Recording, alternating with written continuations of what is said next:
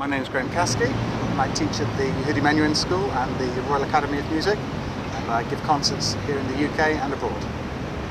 Why do you think Chopin is such a well-loved composer?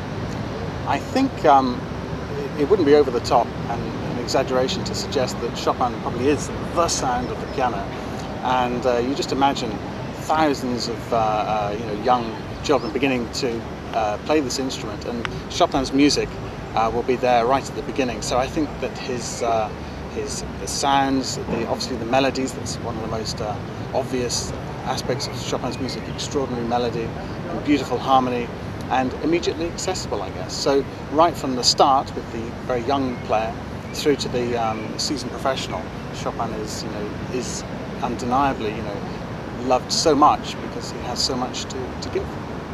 And what does Chopin mean to you? A lot of hard work, apart from anything else. I remember as a student, both at school but also at the academy, that works such as the F minor ballad and the Chopin etudes, of course, hugely difficult, very demanding, and you just can't imagine a repertoire or a musical world without this extraordinary man's music. Which compositions do you love best and why? Oh, there are so many beautiful pieces, so many extraordinary things. If I just think of the opening of things like the Barcarolle or the F minor ballad or any of the ballads, it depends really what you're looking at that time. And at the moment I'm preparing for a recording of the E minor piano concerto and also the Chopin cello sonata. So this is occupying a lot of my energies, and I think that's how most musicians feel at whatever they're looking at that time. That's what they're pouring all their energies into. What technique in Chopin's writings is the most difficult to master, in your opinion? I suppose the most obvious aspects would be clarity, quality of tone, quality of line pedaling, of course.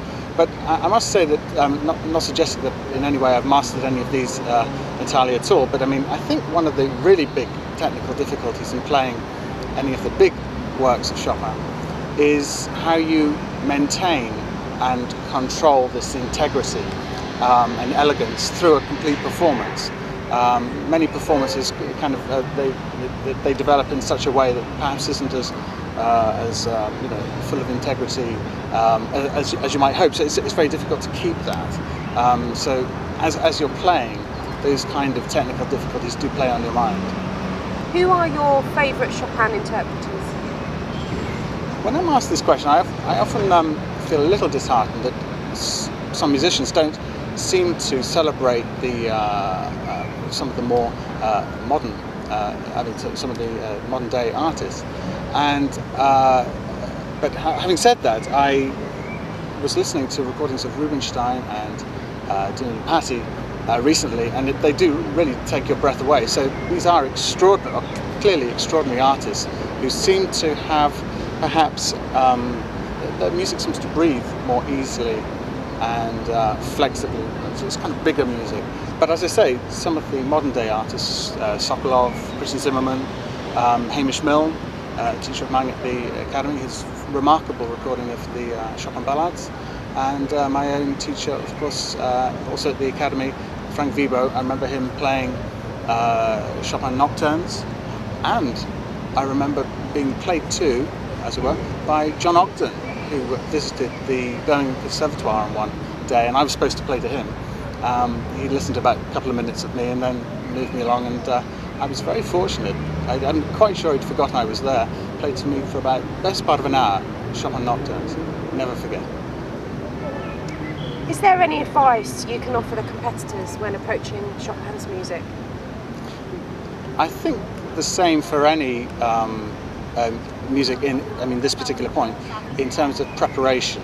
I think the moment that you open up a score for the first time you look at some new dots, this is the golden opportunity to get it right. So I think preparation is a really key thing, very thorough preparation. And from that point, you develop the different layers, and then you start to bring more to the music, which is your own. And any last words to people who are looking to enter the competition? Well, I was thinking about this, and it's an online competition, and I would recommend that in order to make this connection between, you know, yourself and your online audience. It might be an idea to have some people in the room. Actually, it's a small audience, you know, just 4 or 5 people, just so that you actually make that connection.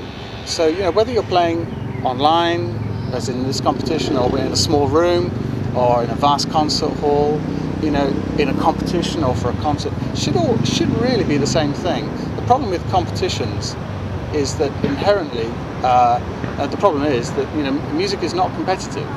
And there you are, stuck in this position where you do actually want to compete as such, but you don't really want to be competitive, if that makes any sense. So I think prepare really well, do your own thing, don't worry about what other people are doing, and have fun, enjoy.